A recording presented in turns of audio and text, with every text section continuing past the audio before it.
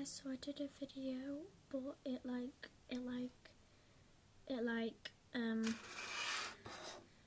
deleted. I put those fake nails on and they're actually much better. They're press-on nails.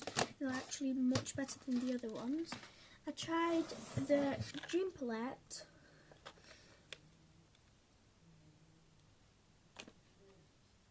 Okay. The palette, and I'm giving this a thumbs up. Sorry for not showing it, but like, I have to go now. I did a picture with this, and it actually is pretty nice, very good. And I clipped my hair with those clips, and they're actually really good. So, sorry for like really short film, but like, I just wanted to do it. So, as you can see, I got eyeshadow on and like some lipstick. I mean, not lipstick, something like, I don't know how to say it, like, and fake nails on and the clip. So, thanks very much for watching this really short video.